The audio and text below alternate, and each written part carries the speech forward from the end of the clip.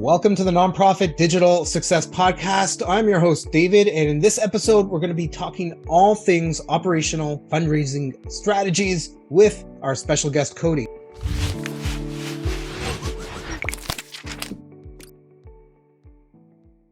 Cody is the founder of Marketing Mission, which has helped many nonprofit organizations maximize their fundraising efforts, reclaim their time, increase their donations and engagement. Cody's helped nonprofits raise over $9 million through online marketing and fundraising campaigns. He's worked with over 30 organizations on branding and design, all while streamlining organizations' marketing processes and systems. Cody, thank you so much for joining us on the show today. Thank you so much, David. I appreciate that intro and I appreciate you having me on the podcast. Super excited to talk with everyone. Amazing. So let's hop in and let's talk about what advice would you give nonprofit leaders who are looking to maximize social media impact? First and foremost, it's important to just call out that while social media is a powerful tool, it doesn't have to be everything that we pour our time into. We can mitigate this constant wheel of content creation by doing some simple planning and developing a content calendar, by planning your there's yours in the background, weeks, months in advance. Usually we do like a quarter in advance when we're planning with folks, and thinking about tools like our Hootsuite, our Buffer, our Later that we can use to schedule content, freeing up time again to focus on engagement and community building. And I always say, let's focus on one platform before we go and add another one to the list. If we can't completely knock out Instagram, why are we going to go add TikTok if we're not even doing Reels yet on Instagram? I love that. So as Cody was talking, I was kind of like waving my hand around in the air. So behind me on the wall here, I have our content planner that we use at my agency, and we run through an annual content planning with our clients. And it takes about an hour to an hour and a half. And you've got your content scheduled for the whole year. Not the actual content written or drafted, but you can plan it out. And, I think thinking about it on a year might be a little daunting. Our process is pretty good for that. But, going through an exercise, sitting down, people are calling, people are emailing us. What are the questions that they're asking, right?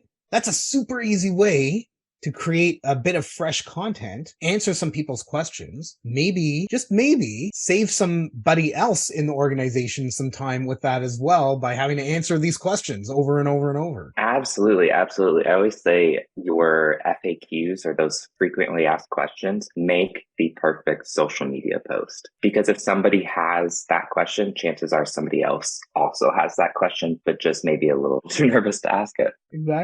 Exactly. One of the other things in terms of, creating social content or snippets of content or email marketing, things like that, you could take a 500-600 word blog post and turn that into probably a month's worth of content. Grab little snippets from it, 1 or 2 posts a week, have a template created for you, maybe use something like Canva and do something with it that doesn't have to take a whole lot of time. Absolutely. And that's exactly what we do too. And then we use that blog post as a script for our videos. We can embed that video in the email. And so we just can repurpose content over and over and over again, because in marketing, we have this saying, like, you have to see something, I think now it's like 10 times before you can actually remember it. We need that full length. We need those little snippets on social. We need it to pop up in our inbox, because when we see that repetition, it's going to make sure that our brains actually remember, oh,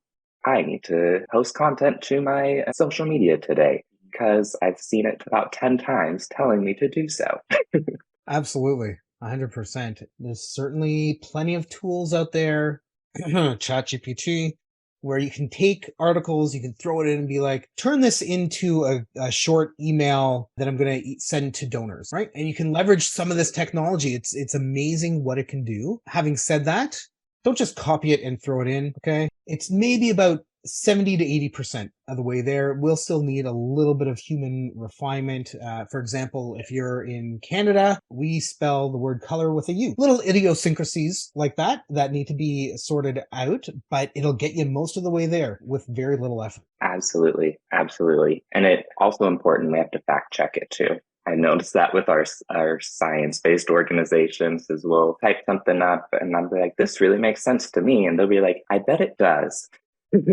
However, and so we just have to adapt and adjust and make sure that any content that's coming out of ChatGPT is also reviewed by a content expert. And that's exactly what it is. So yes, it'll save you time. You can take your blog post, put it in and say, chunk this, give me like 5 really great snippets for a social post. And it'll take your content. You shouldn't need to fact check that because it's based on whatever you've input into it. But if you're asking it to create new content, that's where the fact checking would certainly need to come in. These tools are out there. Use them. Don't be afraid of them. And if you don't know how to use them, Cody or I, get in touch with us. We know how to use them. We've been leveraging them for quite a while. But let's talk about social media strategy. What are the benefits that come to nonprofits when they actually have a social media strategy? And what should they consider being part of their social media strategy?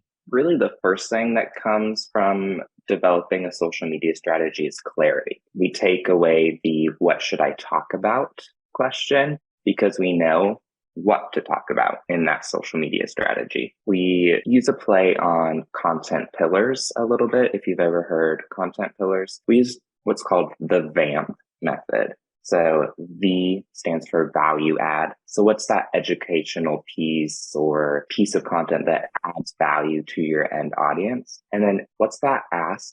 Because we know we're working for nonprofits. We have an ask of some kind. M is mere content. And so when they see this post, we want them to say, oh yeah, I see myself in this. I resonate. Like there's a personal connection there. And so how can we create content that makes that personal connection with individuals? And then P is that personality. So what is going on in that organization, whether it be with your staff, with the people that you serve, your volunteers? Let's just show what the overall energy is like when people get involved with your organization. And so there's a few ways that we do content under each one of those letters, but the VAMP method really gives our nonprofits 4 different pillars to choose from for the week. And we say, if you can cover each one of those pillars, and with the caveat of an ask doesn't have to happen every week. I'm just going to interrupt you for a quick sec, Cody. I would say an ask shouldn't happen every week.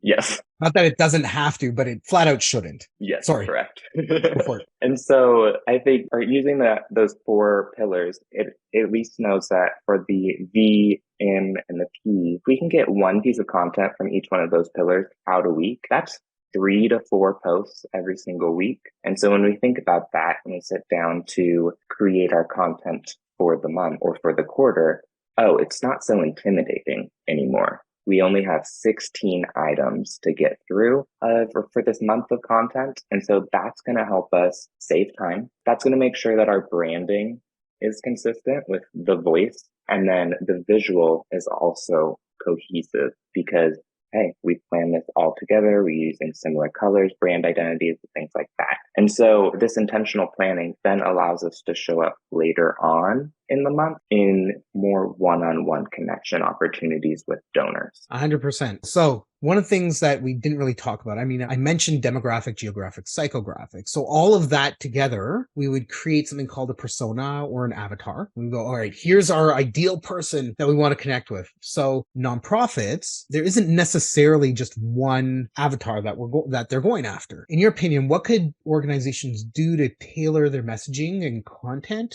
to these very unique and potentially very different generations or audiences? Absolutely. So there's multiple ways that I would approach tailoring messaging to different audiences. So when it comes to generations, we know that different generations have different habits because of when they adopted technology. And so we know that baby boomers they prefer mail and magazines and brochures that they can flip through and email to. They like the expensive mediums. They sure do.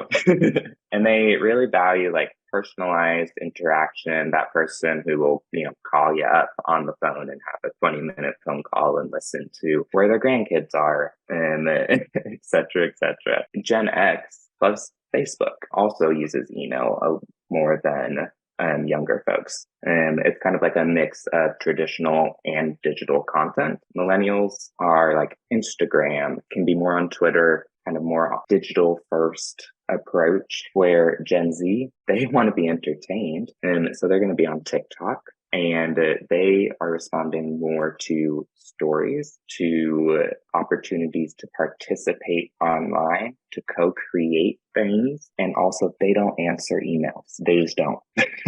The only way, it seems like the only way to get a hold of them is either through a platform like TikTok or text message. When it comes to different generations, that's where choosing a different platform to focus on your younger audience. Maybe it's TikTok is for our teenagers that volunteer with us, and Facebook is more where we're putting our donor thank yous and things like that, because we know, and that's where our donors are. However, when it comes to an actual campaign, and we know, hey, say we're doing a monthly giving campaign, and we know everyone in our audience could potentially be a monthly donor. And we know a Gen Zer may donate $5 a month. Baby Boomer may donate 500, but they're all relevant. How do we differentiate in something like that? That's when I like to think about as human beings. Well, I always like to think about us as human beings, but think about like the psychology behind it and our decision-making process. So we know that we have short-term decision makers, and we have people that like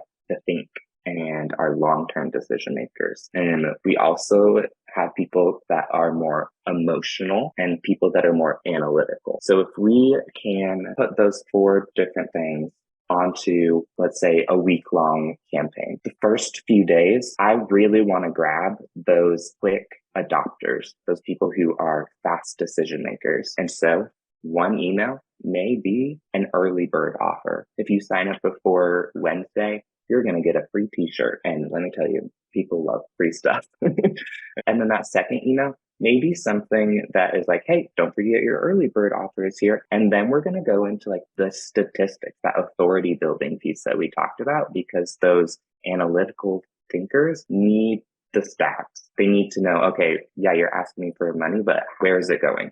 And so we answer that in the campaign. And then once that early bird session is over, maybe we flop over and say, okay, now, hey, our long decision makers, what do we need to do here? We probably need to overcome some objections that they have going on in their mind of like, oh, I can't do this, or no, I don't know if this is right for me. FAQs. And then we would go into like a paradigm shift and using storytelling. So if we think that if there's a misconception, maybe we share a story about, and no, that's not actually true. It's actually XYZ. And when you get involved by making a monthly donation, you can help rewrite the narrative of XYZ. And so by touching different pieces and creating content that speaks directly to that short decision maker, and that short decision maker that's very analytical, that long decision maker that is more emotional, and that long decision maker that is more analytical, we can map out those pieces of content throughout that 1 week campaign.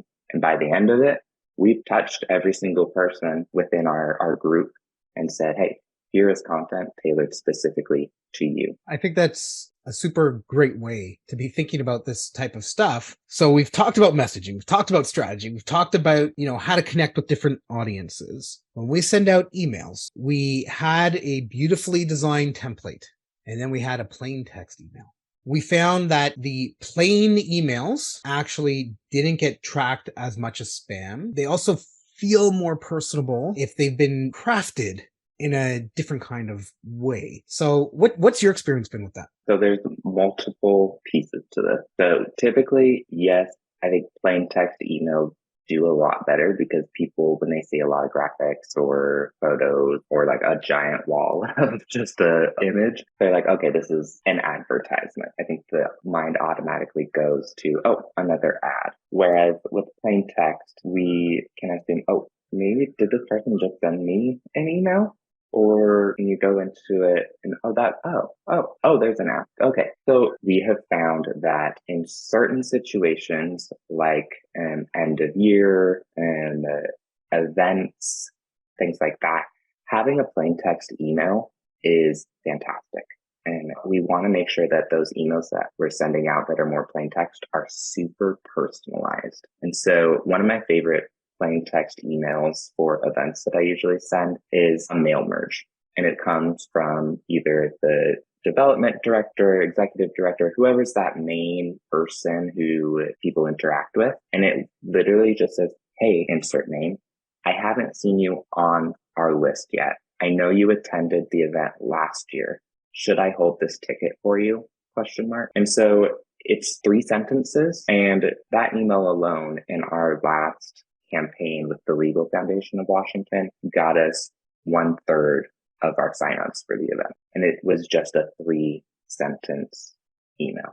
With that though, and with the same organization, same audience, they love that free stuff. So when we're doing the monthly giving program emails for them, we tried it, plain text versus the visual one, because we had that graphic in there that was like, get this free I Heart Justice sticker and Justice League mug when you make your first donation today. And so without that visual of what it would actually look like, people weren't clicking. Just depends. And it takes time and testing. I think it's pretty clear. It depends on the intent of the email. I think it's really important for every organization to have a CRM, so a customer or client relationship management tool. Look, if you're a Google organization or Microsoft organization, doesn't matter. If you've got a spreadsheet, whether it's a Google Sheet or Excel, you can do an email merge through Outlook or through Gmail or Google Workspace or whatever it is that you're using, right? You can do all of that. But by leveraging some of these tools, you could actually get real analytical data about open rates, how many times somebody opened the email, who opened it the most, all of that type of data that will help you in the long run,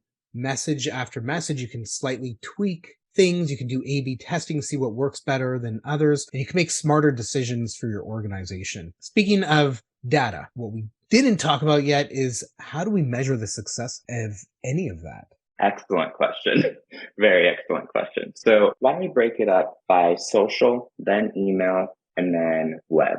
That works. And I may call on you for web since you are the web expert. So with social, I typically look at reach or impressions. This is HK, how many people saw your content. And then we want to look at engagement metrics, such as like shares, comments, retweets, what have you, whatever that platform specific engagement metric is. That'll tell you how well that content is resonating with your audience. And we should create more content like that in the future. Or if we say, oh, there's a lot of comments on this post, that is, oh, there's maybe a heated discussion happening. Or if we've asked them to say, hey, comment below if you agree. And so they're responding. When people do that, that says, oh, they're a little more engaged than we thought. Maybe our development person should just call them up and say hello. That's my indicator. When it goes to email, there are 2-3 things that I really look at and ways to increase the rates that we'll talk about here in a sec.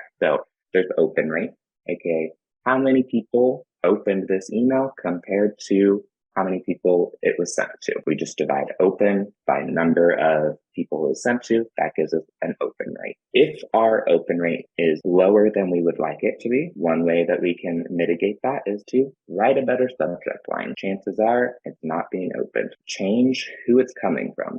Maybe they have seen your organization's name 1,000 times in their inbox, and so anytime that they get it, they just write delete.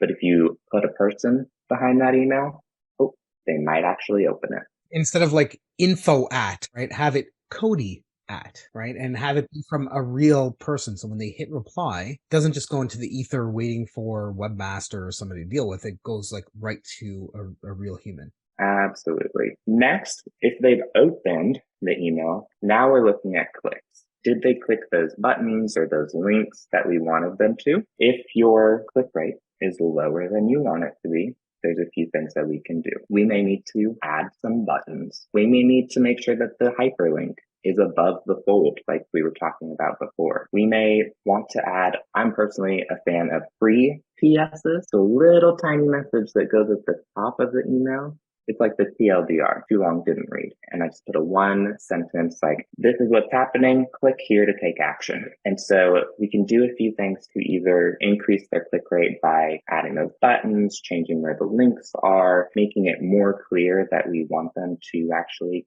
click something or take action. And then the last piece is conversion. And conversion can happen on social, it can happen on email as well, but it's harder to track if you don't have your UTM parameters set up with Google Analytics, which ultimately will tell you this person came from this campaign, from this post, etc. Like you can literally say, oh, okay, they got the 50th email on my nurture sequence and clicked the specific button on here, and that's what got them to donate. So your conversion rate is how many people purchased compared to, correct me if I'm wrong on this, it's either our total number of sent or how many people actually clicked.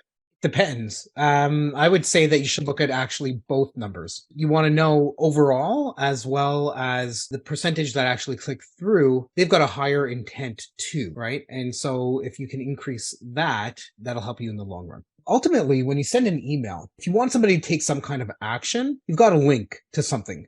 Usually that's a place on your website. So what you want to take a look at on your website, and Cody touched a little bit on this, is in terms of Google Analytics, you want to take a look at bounce rate. So bounce rate is they come to your site, they look at one page, they leave, right? You want to try to engage them. You want to try to have them go through something else. If it's like click here to donate and they go to your page, take them to a thank you page. That way, that'll reduce your bounce rate and you can kind of track that over time and drive traffic through that way. So it's really important to have the foresight and think through the whole thing, not just, all right, we're going to post this article. And then you send out the email and you're like, oh, we totally missed the boat on this. We should have had something in there, because at that point, it's too late. You would have had the bulk of people, usually within a couple of hours, go to that page and actually click through. Cody, been some amazing and fantastic insights around strategy and social and content. I hope people listening to this have been able to get some really great advice and pointers from you today. I want to challenge everybody to actually take something from this episode and just talk to somebody about it. I think there's lots of stuff that we covered. So take something and go through that. If anybody wants to get in touch with you,